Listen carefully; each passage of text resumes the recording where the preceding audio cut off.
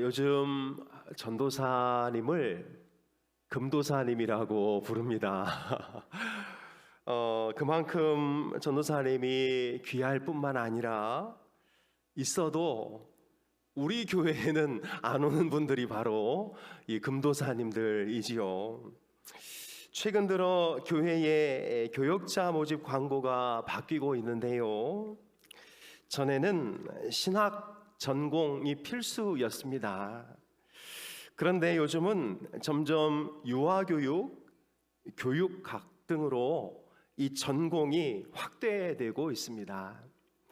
이 말은 순수하게 신학을 공부한 교역자를 뽑는 것이 이젠 하늘의 별 따기와 같다는 것이지요. 우리 교회도 실제로 올해 교역자가 작년부터 뽑았는데, 그러니까 올해 교역자를 뽑지 못해서 제가 우리 주일학교에서 우리 아이들을 돌볼 수밖에 없었고, 그러다 보니 어른 사역에 또 빈 공간이 생길 수밖에 없었던 것을 보게 됩니다. 올해도 지금 2달 넘게 교역자를 뽑고 있는데요. 이력서가 많이 들어오지 않을 뿐더러 들어온 이력서들을 보고 면접을 보고 또 전에 계셨던 곳에 목사님께 전화를 드려 이렇게 평판 조사들을 해보면 이런저런 인격적인 약점이 드러나기도 하고, 또 교역자로서의 가장 기본적인 자질을 갖추지 못한 분들이 너무나 많다는 것을 발견하게 됩니다. 우리 아이들을 책임져야 할 이 교역자들이 이제는 교회 안으로 들어오려고 하지 않고 오히려 아르바이트로 또 배달로 생계를 꾸려가면서 교회 사역은 그저 토요일하고 주일 딱 파트 사역만 하려는 움직임이 이제 우리 전도사님과 부목사님들 사이에서는 아주 지배적이라고 할 수 있지요. 그도 그럴 것이 교회는 일반 회사와 또 사업처처럼 물질로 돌아가는 공간이 아니다 보니까 실제적으로 물질적으로 약할 수밖에 없고, 그러다 보니 우리 전도사님들의 충분한 생계를 책임질 수 없었고, 그러다 보니 신세대 교역자들은 교회를 기피하게 되는 현상이 차츰 더 심화되고 있는 상황이지요. 어제도 면접을 한 분 보았는데요. 이분은 이력이 아주 탁월합니다. 그 여러 교육들을 많이 받고 또 어린이 교육에 탁월한 또 그 은사가 있는 분이라는 제가 추천까지 받았는데 전임 사역은 하지 않겠다는 것입니다. 택배 일을 하시는 분인데요. 내 직업을 갖고 교회를 섬기는 것이 나에게도 또 교회에게도 피해가 가지 않는다는 생각을 가지고 있었습니다. 그러면서 면접을 하는데 이런 말씀을 하는데 조금 마음이 좀 아리면서도 쓰리면서도 부인할 수 없는, 그분이 하나님은 우리 인생을 책임져 주신다. 그러나 교회는 우리 인생을 책임져 주지 않을 수도 있다는 생각에 나는 이 직장을 포기할 수가 없다. 이렇게 이야기를 하는 것입니다. 여러분, 그 말이 다 맞는 말이라고 할 수는 없지만 그렇다고 우리가 그냥 싹 안 들은 것처럼 포기할 수 있는 말도 아닌 것이지요. 여러분, 이제 지금 교회의 교역자들에게서 나타나는 이런 현상들이 바로 지금 우리 교회가 이제 당면하고 있는 이 사역의 생태계라는 것이지요. 이런 교역자들에 대해서 소명이 없다거나 헌신도가 부족하다고 그냥 싹 치부해 버릴 일이 이제 아니다라는 것입니다. 그리고 이런 이중직은 앞으로 더 활발하게 일어날 것이 불보듯 뻔한 것이지요. 심지어 지금 신학교마다 지원자가 눈에 띄도록 감소했는데요. 제가 신대원 시험을 치를 때만 해도 뭐 3대1, 4대1 그렇게 했습니다. 저도 총신신대원에 삼수를 해가지고 겨우겨우 이렇게 들어갔는데요. 요즘은 미달인 신학교들이 적지 않은 것이지요. 그러니까 지원만 하면 아무런 필터링이 되지 않고 신학교에 들어갈 수 있고, 그리고 거기서 신학교육을 받고 나오면 그분들의 어떤 인성이나 실력이 다른 어떤 것으로부터 이렇게 걸러지지 않고 다 그냥 나오기 때문에 점점 더 교역자들의 어떤 인성적인 부분, 또 신학적인 부분들을 체크하고 점검할 수 있는 장치들이 많이 더 흐려진다는 것입니다. 그러니까 시간이 지나면 지날수록 동성애를 인정하는 교역자, 동성애를 가르치는 교역자들도 이제 앞으로 교회 안으로 많이 들어올 것이다라는 이 전망들이 보여지고 있는 것이지요. 여러분, 목사님들도 이제 울며 겨자 먹기 식으로 그냥 누구라도 자신을 도와줄 수 있는 사람만 나타나면 사역자로 뽑으려고 하는 이런 상황입니다. 전공이 아니어도 된다라는 문구를 요즘 많은 교육자 모집 광고에 내고 있는데요. 한 교회 목사님은 언론과의 인터뷰에서 신학생들의 지원이 워낙 없다. 유아부의 경우 사역을 돕는 공과 교재가 있고 신학적 깊이보다 교재에 담긴 내용을 잘 전달하는 능력이 더 중요하다는 생각에 일반 성도를 대상으로 구인 광고를 내게 됐다고 말하였습니다. 실제로 우리 교회도 제가 당근에 교역자 모집 광고를 올린 적이 있는데요. 올해입니다, 올해. 그런데 며칠 지났더니 북구의 한 교회 목사님이 불편하다고 저한테 연락이 온 겁니다. 어떻게 교역자 광고를 당근 같은 데다가 올리냐고. 그래서 저는 그분의 말이 좀 이해는 되지 않았어요. 예. 뭐 총신대 게시판에 올리면 그건 거룩하고 당근에다 올리면 세속적이고 좀 그러진 않았는데, 그냥 이제 뭐 지역 교회 어른이시고 하니까 또 광고 효과도 또 사실 없고 해서 그냥 내리긴 하였습니다. 이 경기도 B 교회는 작년 출석 성도가 약 100명 규모의 교회인데요. 3년 전부터 교회 학교 교역자를 청빙하려고 광고를 냈지만 60대 목회자 소수가 지원했을 뿐, 정작 교회가 필요로 하는 우리 아이들과 함께 놀 수 있는 30대 목회자는 한 명도 지원하지 않았다고 합니다. 내일 저희 교회에서 또 한 분이 면접을 보는데요. 저보다 나이가 많습니다. 그런데도 지원하고 목사님 한번 새롭게 시작하겠다 해서 면접을 보게 되는데요. 지금 교회 상황이 이렇다라는 것이지요. 그래서 교회 학교 교사와 부장 집사를 지낸 이 2명의 평신도가 교회 안에서 아이들을 맡기로 하였고, 이들은 청소년 교육과 아동 상담을 전공한 분이었고, 이들을 통해서 교회 교역자로 세워 말씀을 전하게 했는데, 오히려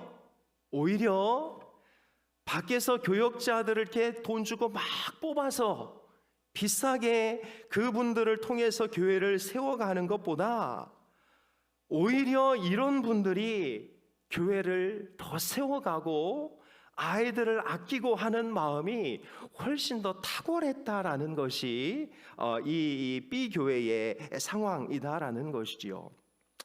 여러분, 포텐셜 레이어티라는 어려운 단어가 쓰여지고 있는데요.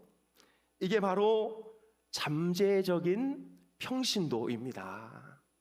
그러니까 교회 안에 있는 이 평신도들이 실은 밖에서 들어오는 많은 교역자들보다 잘만 훈련되고 활용된다면 오히려 그런 교역자들보다 훨씬 더 아이들을 잘 지도할 수 있을 뿐더러 교회가 안정되게 나아갈 수 있다고 진단하는 것이 바로 2025 한국교회 트렌드의 한 챕터라는 것이지요. 여러분, 이런 상황에서 교단의 변화도 눈에 띄게 달라지고 있는데요.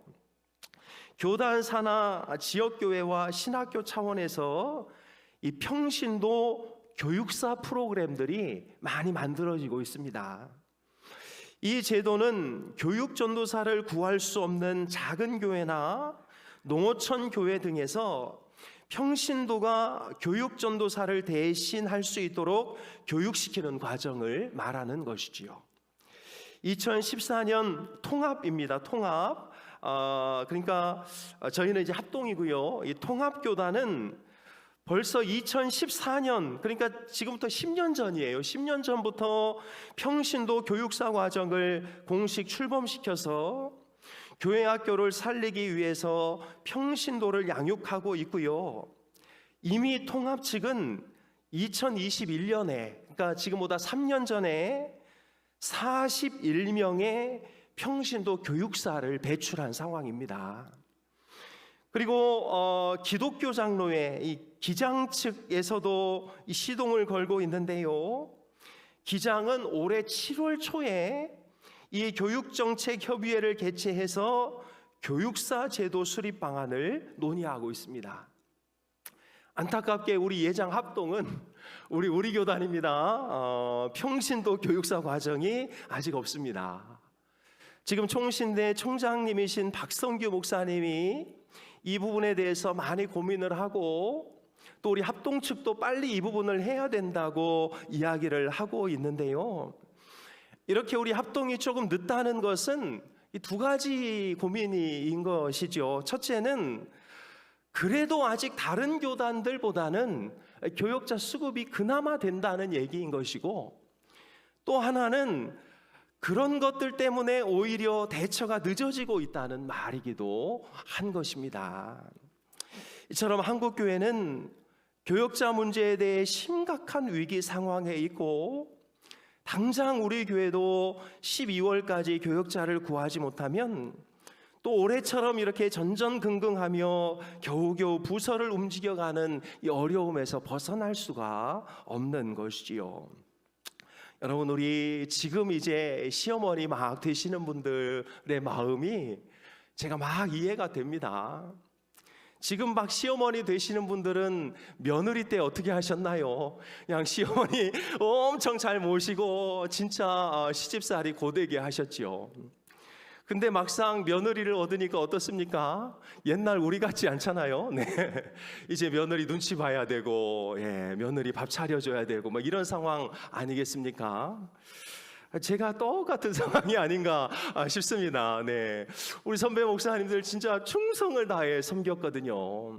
저도 첫 월급이 20만 원이었습니다. 20만 원 받고 밤새 사역하고 새벽 막 운행하고 그랬는데요. 요즘은 저의 그런 어떤 그 상황으로 우리 교역자들을 대해서는 한 명도 남으려고 하지 않는 이런 상황 가운데 있는 것이지요.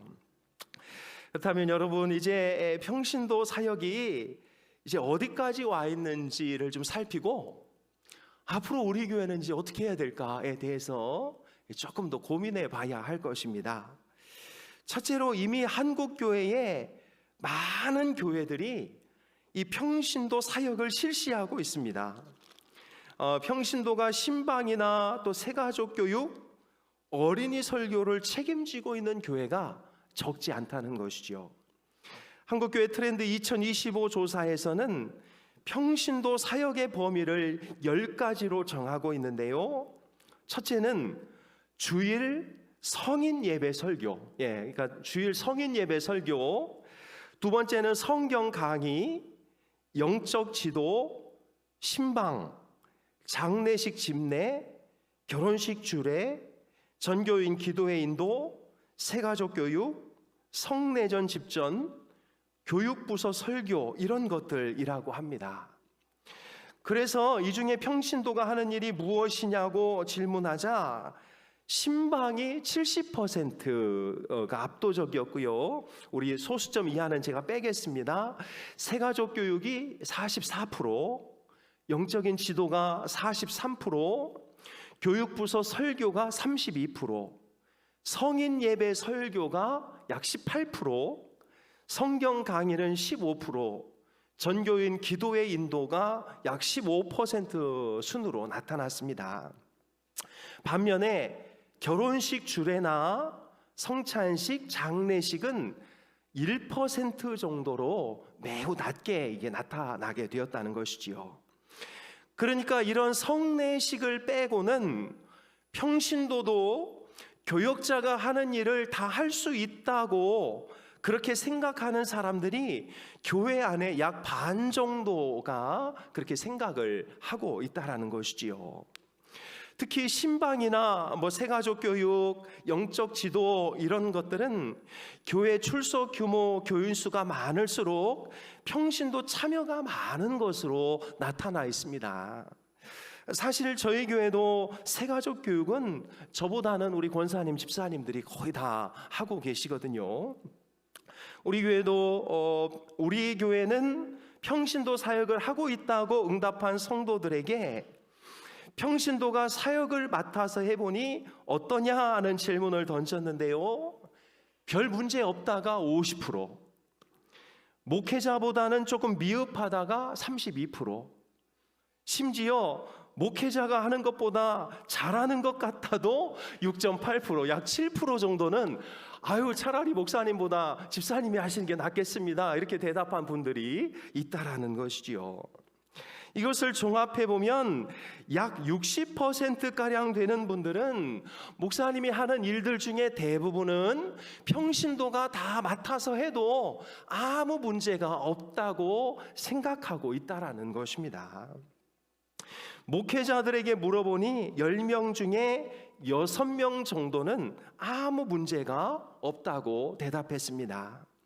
특히 어른 예배 설교를 맡겨도 문제 없다고 생각하는 목회자가 62%, 그러니까 약 62%의 목회자들은 이 설교조차도 성도들이 해도 된다라고 이제 생각을 하는 것이지요. 성경 강의 68%, 신앙지도 67%, 새가족 교육은 73%, 교육부서 설교는 65%로 대부분 높은 비율로 별 문제가 없다고 대답한 것이지요. 여러분, 저도 마찬가지입니다. 아이들 설교는 물론이고 심지어 어른 설교일지라도 평신도가 해도 된다고 전 생각이 됩니다. 다만 제가 우려하는 부분은 딱 한 가지인데요, 평신도가 앞에서 이렇게 설교를 할 때 저는 앉아서 듣는 분들에 대한 걱정, 그게 딱 하나입니다. 평신도가 설교를 하는데 앉아서 듣는 분들이 그것 때문에 죽을 지경이면 그건 좀 문제가 있지 않겠어요? 저는 그 하나만 딱 해결되면 누구라도 이 자리에 서서 설교를 해도 된다고 생각됩니다. 말씀을 잘 준비해서 말씀만 딱 전하고 내려가면 사실 평신도가 전하는 설교가 더 담백하고 삶과 연결되어 있는 실제적인 설교이고, 자기 삶에서 신앙적으로 고민하고 있는 부분들에 해답을 줄 수 있는 설교가 될 수 있다고 믿습니다. 사실 목회자들은 늘 교회 안에만 있고 믿는 사람만 만나다 보니까요, 실제적인 여러분들의 삶의 그 고민들을 구체적으로 접근하기가 그리 쉽지 않은 것이지요. 그러나 준비가 안 되어 있는 사람들이 이렇게 서서 앉아 있는 사람을 고문한다면 그런 분에게는 설교를 맡겨서는 안 된다는 게 제 생각입니다. 준비만 잘 되어 있으면 누가 설교하든 아무 문제가 없지요. 다니엘 기도회 같은 경우가 딱 그런 샘플이 아니겠습니까? 우리 교회도 기회가 된다면 그런 예배를 잘 드려지게 되기를 간절히 소망해 봅니다. 제가 선교를 가게 되고 자리를 비우게 된다면 누구라도 설교를 잘 준비해서 실제적인 삶의 영역에서 모든 성도들에게 은혜를 끼칠 수만 있다면 저는 이 자리에 누가 선들 아무 문제가 없다라고 믿는 사람입니다. 그래서 여러분, 평신도들이 영적으로 좀 많이 깨어 있어야 되지요. 실제로 평신도들을 깨워서 그분들이 알아서 하나님의 귀한 일들을 감당하게 될 때 교역자들은 그들에게 많은 일들을 맡기고 또 위임할 수 있는 그런 환경이 열려지게 되는 것이지요.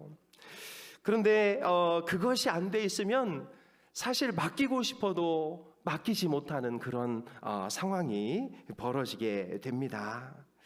그래서 여러분, 저는 우리 울산 힘돌교회 모든 분들이 각자의 자리에서 진짜 평신도 리더가 되었으면 좋겠습니다.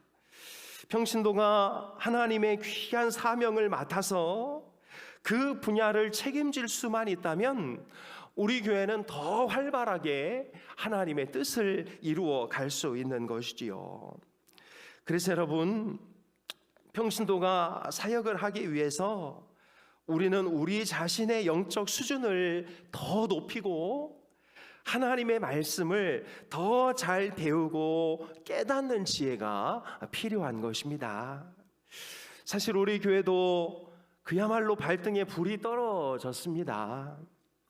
정말 이러다가 부서를 통합해야 하나, 진짜 이러다가 예배를 완전히 다 이렇게 나누어야 되나, 이런 수많은 고민들이 지금 제 머릿속에 있는데요. 아까도 말씀드렸듯이 이력서가 별로 안 옵니다. 이력서가 와도 나이 많은 분들, 또 이제 전에 목사님께 전화 드려보면 그 사람 안 된다고 하는 이런 분들이 너무 많은 상황이지요. 저는 일을 맡기고 싶어도 정작 그 일을 받아 실천할 분들이 없다면 저는 또 한 번 이제 고민하게 되는 것이지요. 우리 교회도 이제 교역자 모집에만 목매고 있을 때가 아닌 것 같습니다. 우리 교회도 평신도 사역자가 필요하고, 또 필요하다면 사례를 주면서라도 교회 안의 인력을 활용해야 하는 시기를 지나가고 있는 것이지요. 여러분, 우리 교단 신학교 총신대학교는 경기도 양지에 있습니다. 우리 전도사님들의 입에서 공공연하게 나오는 말이 있는데요. 주의 십자가를 메고 천안까지만 내려가겠나이다. 네, 천안이 마지노선이에요. 천안. 대전도 안 내려오겠다는 거예요. 예. 그러니 울산이야 어떻겠습니까? 이제 우리 교회도 진짜 결단을 내려야 할 때인데요.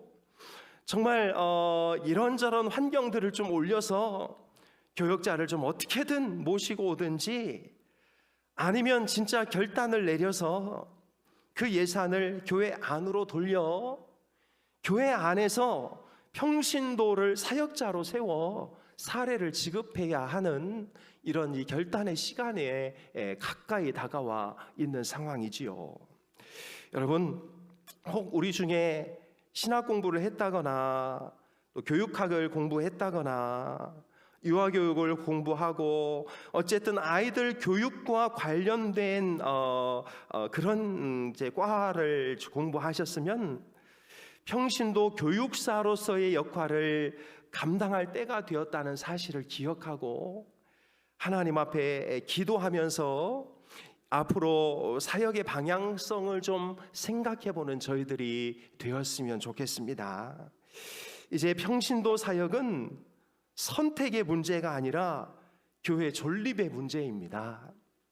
부서에서는 교역자 수급을 눈 빠지게 기다리고 있고, 교회는 나름대로 최선을 다해 교역자를 모셔오려고 하지만 잘 안 되고 있는 게 지금의 현실이고, 이거는 우리 교회만의 문제가 아니라 2025년이 이럴 것이다 라고 아예 책으로 이렇게 나와 있는 상황인 것이지요.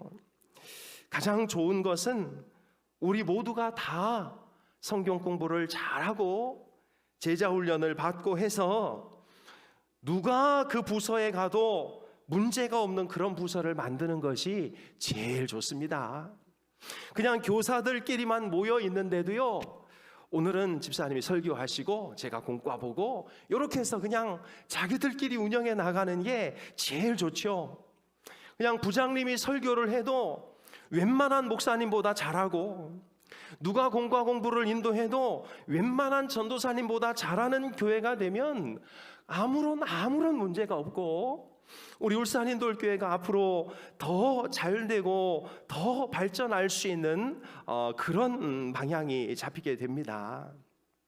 그러면서 우리가 한 가지 좀 결심하고 들어가야 하는 부분이 있는데요, 앞으로 우리 교회도 어쩔 수 없이 평신도 사역자를 이제 써야 될 텐데, 그러면 어제까지 그냥 내 옆에 같이 집사로 있던 사람이 어느 날 교역사나 교육자나 이렇게 되면 같이 있다가 한 사람은 그냥 집사님, 한 사람은 교육사님 이렇게 되는 경우가 있는데, 조금 이렇게 미숙한 교회들, 우리 교회는 전 아니라고 봅니다.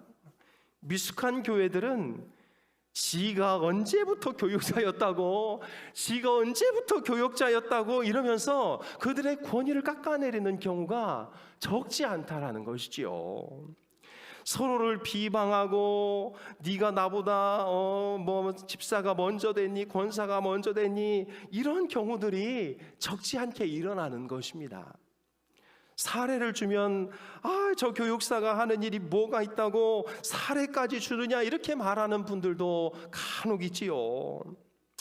그런데 이럴 때라도 성숙한 교회 성도들은 참 잘됐다, 나는 부족해서 그런데 집사님이라도 계셔서 참 진짜 다행이다, 내가 못하는 일 집사님이 좀 수고 좀 해줘라, 내가 다른 거는 못해줘도 기도해 줄게, 그리고 옆에서 좀 도와줄게, 이렇게 해야 교육사 제도, 그 교역자 제도가 점점 자리를 잡히게 된다라는 것이지요.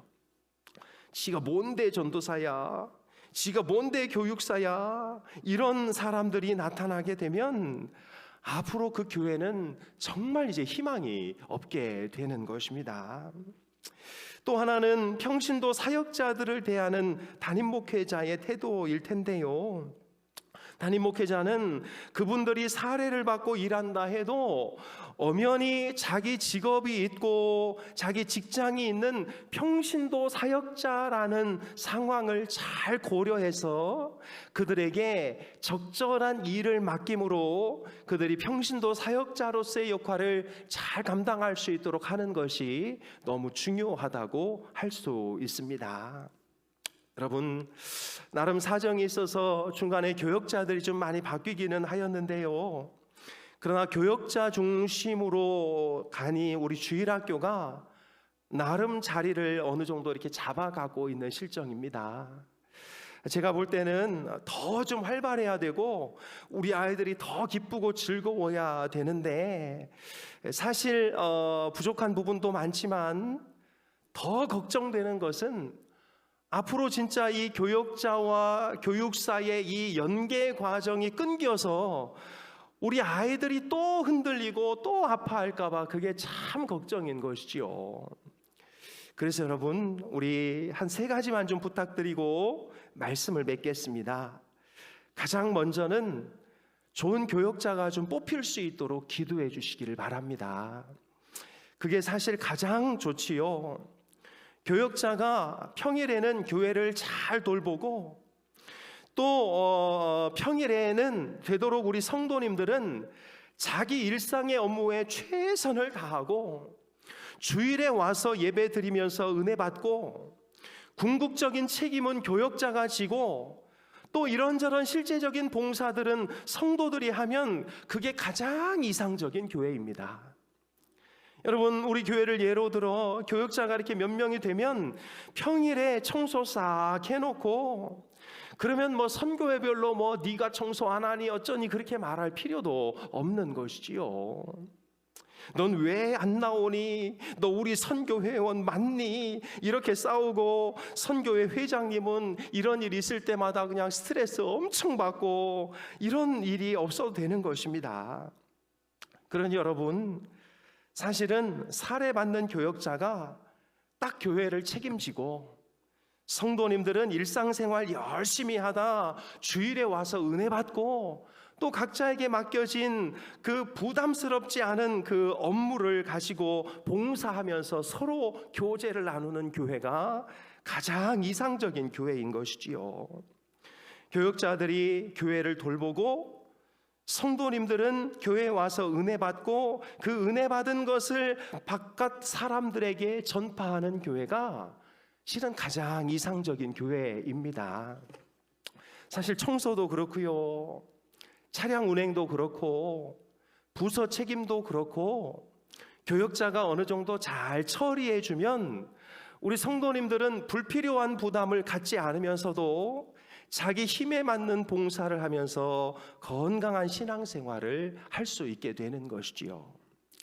여러분, 교회 일은 많이 하는 게 좋은 게 아니라 적당하게 약간의 부담이 되면서 그것이 하나님의 교회를 아름답게 꾸미고 또한 그 봉사를 통해서 주변 사람들과의 관계가 좋아지는 것이 가장 좋은 봉사입니다. 그런데 막 봉사가 너무 많으니까 봉사 갈 때마다 짜증나고, 평소에는 아무렇지도 않았는데 어떤 집사님이 뭘 한마디 탁 하면 그것 때문에 화가 확 올라오고 막 싸우고 이러니까 이제 교회가 이제 문제가 생기는 것이지요. 그러니 여러분, 첫 번째입니다. 좋은 교역자가 잘 뽑히고 교회가 교역자들에 의해서 중요한 부분들이 잘 책임져질 수 있도록, 그리고 그런 역량을 갖춘 교역자들이 좀 들어올 수 있도록 꼭 기도해 주시기를 부탁드립니다. 둘째로, 여러분들이 교육과 훈련을 좀 잘 받으셔야 합니다. 모든 성도님들이 평신도 성경 공부나 기초 신앙 훈련을 잘 받아두어야 결정적일 때 사역을 할 수 있는 것이죠. 이 사역이라는 단어가 엄청 부담스럽고 사실 좀 이렇게 어떤 때는 이게 짜증나는 단어일 수도 있는데요, 여러분들이 신앙 훈련을 잘 받아놔야 결정적인 순간에 교역자가 없어도 우리가 아이들을 책임지고 우리가 우리 부서를 책임질 수 있는 것이지요. 그런 여러분, 아유 나는 다 알아, 뭐 그거 아실 거 내가 모를 줄 알아? 해서 얘기해보면 진짜 몰라요. 그러니까 성경 공부 프로그램도 좀 가시고 양육 훈련도 좀 받으시고 하셔서 진짜 내가 기본적으로 알고 있어야 할 것들을 좀 갖추시고 계시면 나중에 이런 교역자 문제들 때문에 고민할 때 누구라도 맡겨도 되는 그런 교회, 그런 교회가 바로 우리 울산 인돌교회가 되어야 할 줄로 믿습니다.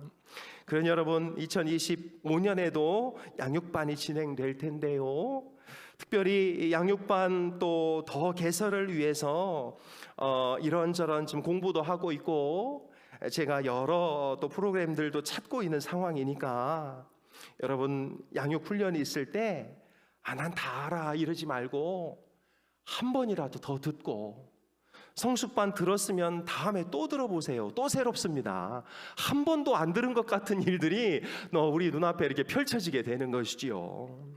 그래서 좀 배우시고 공부하시고 성경도 좀 읽고 하나님의 마음으로 이 애들 내가 안 맡으면 어떡하나 이런 마음도 좀 갖고, 누군가가 하겠지. 근데 옆에 보면 사실 그 누군가 별로 없습니다. 근데 그 아이들이 사실 다 우리 아이들이지요. 세 번째인데요, 평신도 사역자가 세워지거든 그를 좀 축복하고 도와주시기 바랍니다. 아직 우리는 세워지지는 않았지만 제가 볼 때는 1, 2년 안에 평신도 사역자가 세워져야 되고 그분들에게 사례도 지급이 돼야 될 거라고 저는 봅니다. 그러면 옆에서 지가 뭐라고 저런 걸 한다고 뭐 이런 얘기 하지 말고, 당신이라도 있어서 다행이다, 당신이라도 있어서 우리 아이들 챙기니 다행이다, 이런 마음으로 그들에게 응원해주고 힘을 주고 그렇게 해줘야 할 줄로 믿습니다. 여러분, 이제 이 평신도 사역은요 피해갈 수가 없습니다. 특별히 저희 교회처럼 이렇게 부서가 나뉘어져 있고 부서가 세분화되어져 있는 이런 교회들, 이건 이렇게 훌쩍 넘어가서 그냥 누구나 이렇게 찾으면 찾을 수 있는 교회도 아니면서 그렇다고 부서가 그냥 없는, 그냥 딱 우리끼리만 예배드리면 되는 그런 교회도 아닌, 사실 우리 교회 같은 이런 사이즈가 제일 이제 고민인 것이죠.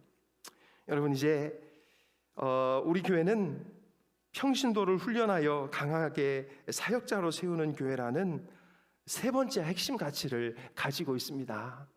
사실 양육반을 통해서 많은 분들이 지금 차근차근 하나씩 세워지고 있는 것을 제가 눈으로 보는데요. 이제 내가 우리 아이들을 맡을 수도 있다라는 이런 마음으로 준비하시고, 또 누군가가 세워지거든 아이고 그 사람이 그걸 어떻게 해, 그 사람에게 그걸 맡기면 어떻게 해, 이런 말씀은 하시지 마시고, 저분이라도 있으니 그나마 참 감사하다, 더 용기 줘야 되겠다, 내가 더 도와줘야 되겠다, 이런 마음으로 교회를 위해서 더 헌신하고 기도하는 우리 모두가 다 될 수 있기를 주님의 이름으로 축복합니다. 우리 옆에 계신 분에게 이렇게 인사하겠습니다. 당신이 조만간 주일학교 설교를 할 수도 있습니다. 한번 인사하겠습니다. 당신이 조만간 주일학교 설교를 할 수도 있습니다. 네, 진짜예요. 이거 그냥 웃으면서 하는 소리 진짜예요. 진짜. 네, 진짜입니다. 상황이 지금 심각합니다. 한국 교회를 위해서 좀 특별히 기도해 주시고, 정말 이 사무엘 시대에 한나와 같은 그런 어머니들, 사무엘 같은 그런 신학생들이 좀 나타나서 우리 한국 교회가 다시금 세워지게 되는 귀한 은혜가 있기를 주님의 이름으로 축복합니다. 기도하겠습니다. 하나님 아버지, 우리 한국 교회의 심각한 어려움을 저희들이 직면하게 됩니다. 특별히 교회에서 젊을 때부터 교회를 배우고 아이들의 마음을 배우고 하나님의 마음을 배워야 겨우 목사가 되고 담임이 되면 겨우 교회를 이끌어갈 수 있을 것 같은데, 하나님, 목사가 되기 전까지는 교회 안에 들어와서 교회를 배우고자 하는 사람들이 너무나 적습니다. 하나님,